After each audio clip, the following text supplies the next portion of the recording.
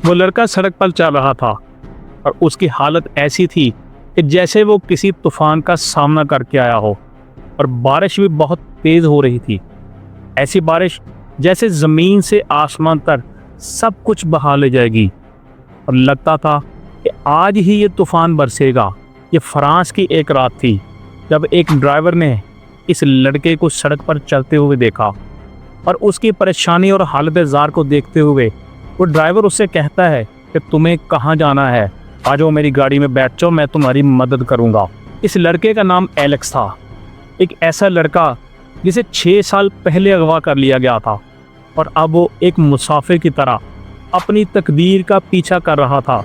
उसे याद तो सिर्फ इतना था कि उसको अपनी दादी के पास वापस जाना है। कैसे, ये नहीं मालूम था, लेकिन सवाल ये है कि उसे अगवा किसने किया था और वो किस तरह इन जालिमों के चुंगल से आज़ाद होकर दोबारा अपने घर वापस आ रहा था। ये कहानी ना सिर्फ एक बच्चे की जदोजहद की है, बल्कि एक ऐसे बच्चे की अज़्म की कहानी है जिसने अपने दुखों को अपनी ताकत में बदलकर एक नई जिंदगी की तरफ कदम बढ़ाया। आज की इस कहानी का आगाज़ करते हैं और अब बताते हैं आपको कि कैसे इस बच्चे का माजी खौफनाक रहा और फिर कैसे उस ज़िंदगी की तरफ लौट के आया। जब एलेक्स सिर्फ 8 साल का था तो वो इंग्लैंड में अपनी माँ, जिनका नाम मेलेनी था, उसके साथ रहता था। मेलेनी एक गैर मामूली खातून थी। उसके ख्यालात अजीबो गरीब थे। वो एक हिप्पी थी जो साजिशी नज़रियात पर पुख्ता यकीन रखती थी। इसकी ज़िंदगी बेहद बेतरतीब और खाना बदोशी पर मबनी थी। वो हमेशा किसी न किसी नई जगह का सफ़र करती रहती थी, लेकिन इसके साथ ही वो किसी अजीबो गरीब फ़िरके में भी शामिल थी जो उसके तर्ज़ ज़िंदगी को मज़ीद पुरअसरार और गैर मुतवक्किल बना रहा था। मेलेनी अपनी इस बेतरतीब ज़िंदगी में अक्सर अपने 8 साला बेटे एलेक्स को भी साथ घसीटती रहती।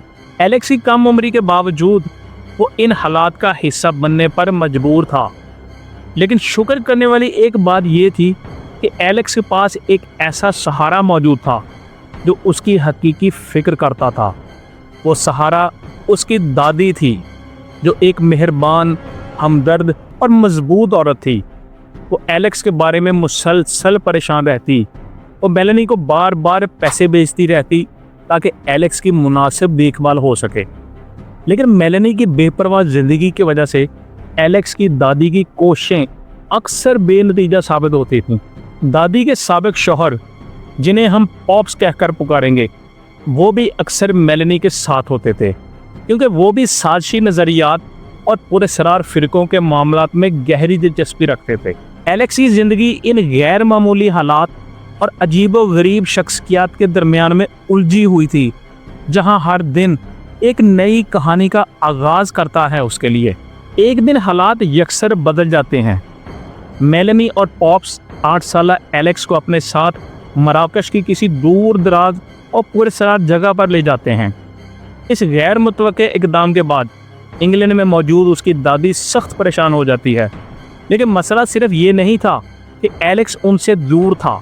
असल धचका तब लगता है जब मेलेनी अपनी नई ज़िंदगी की तस्वीर फेसबुक पर पोस्ट करना शुरू करती है। दादी ये देखकर हैरत ज़दा रह जाती है कि एलेक्स इतने बुरे और गैर इंसानी हालात में ज़िंदगी गुजार रहा है, इसका उसने कभी तवक्को भी नहीं की थी।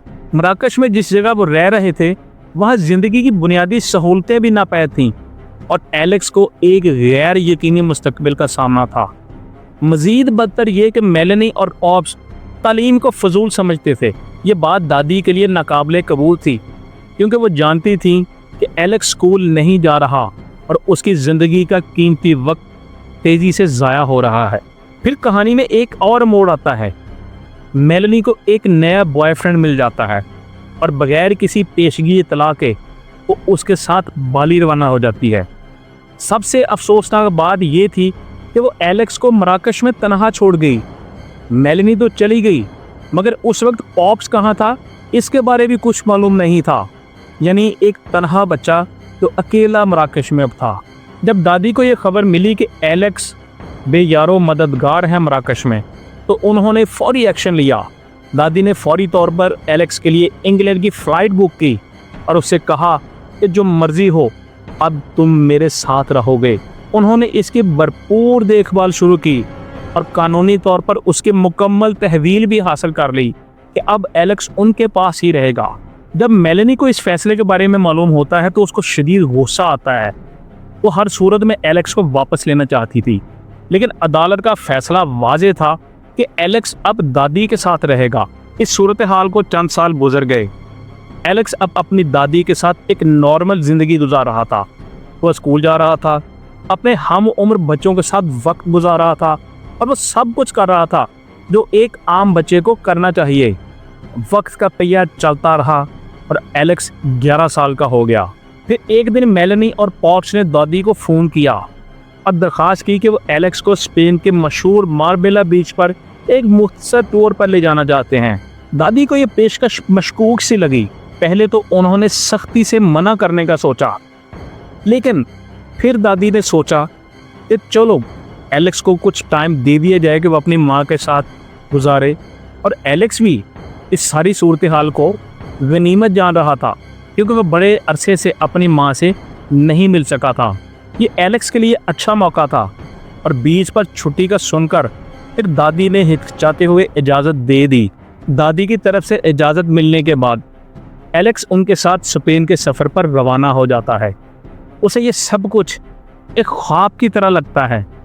वो खूबसूरत सालों पर वक्त गुजारता है, नई जगह देखता है, उनसे लुत्फ़ उठाता है, लेकिन जैसे ही उसे सब कुछ बेहतरीन लगना शुरू होता है तो दादी को अचानक एक दिल दहला देने वाला वीडियो पैगाम भेजा जाता है। वो पैगाम मेलेनी और पॉप्स की जानिब से था, जिसमें वो कहते हैं कि एलेक्स अब हमारे साथ ही रहेगा और वो कभी वापस नहीं आएगा। दादी के लिए ये एक धचका था।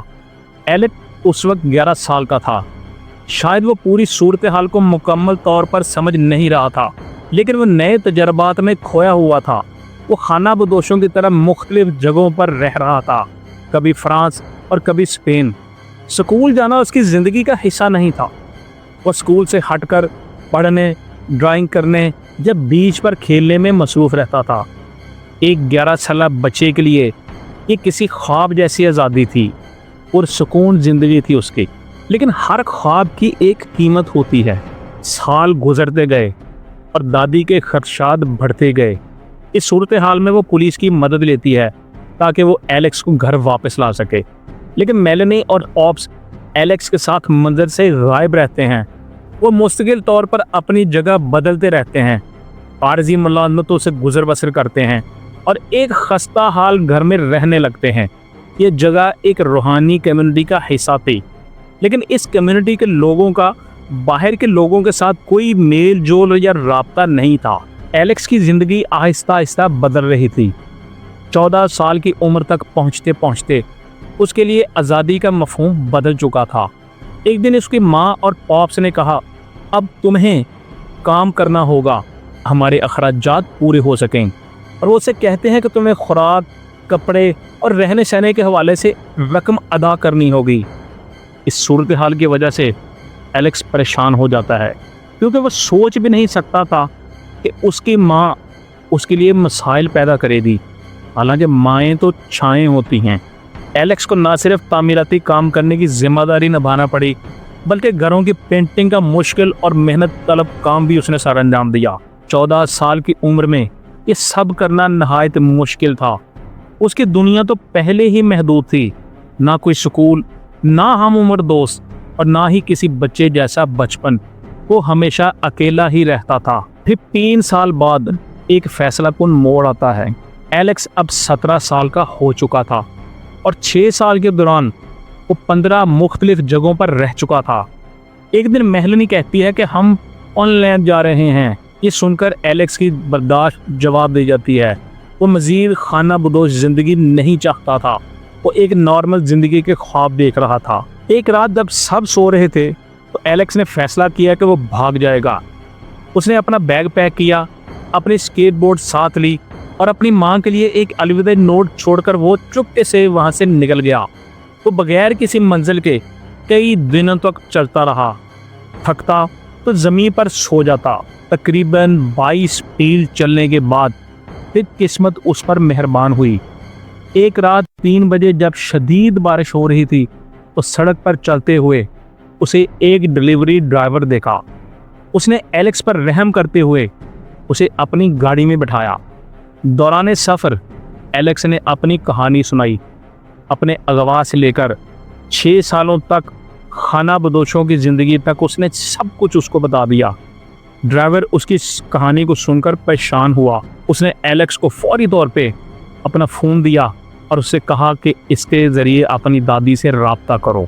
6 साल के बाद एलेक्स तलाश करते हुए अपनी दादी को पैगाम भेजता है कि मैं वापस आना चाहता हूँ। फिर ड्राइवर ने उसे करीबी पुलिस स्टेशन पहुँचाया, जहाँ से वो इंग्लैंड वापस जाने में कामयाब हुआ और आखिरकार एलेक्स घर वापस आ गया। अपनी दादी के साथ दोबारा रहते हुए वो स्कूल जाने लगा। वो एक आम बच्चे की तरह ज़िंदगी गुजारने लगा जिसका वो हमेशा से ख्वाब देख रहा था। दूसरी तरफ मेलनी और पॉप्स पर बच्चों के अगवा के इल्ज़ामात लगाए गए, लेकिन वो ताहाल गायब हैं। गायब तो उन्होंने रहना ही है। उसकी वजह वो तो पहले ही खाना बदोशों जैसी ज़िंदगी गुजार रहे थे और उनको मालूम था कि कैसे ठिकाने बदलने हैं। लेकिन ये कहानी हमें ये सबक देती है कि ये कैसे मुमकिन है कि अपने इतने करीबी रिश्ते आपको इतना बड़ा गम दें, आपकी ज़िंदगी में इतना जहर घोलें। ये मुमकिन नहीं। क्या आप समझते हैं कि ऐसा हो सकता है? और अगर आपने भी अपने इर्द गिर्द कोई ऐसा वाक़या देखा है तो हमें कमेंट बॉक्स में ज़रूर बताइएगा। हो सकता है हम उस पर भी स्टोरी बनाएं।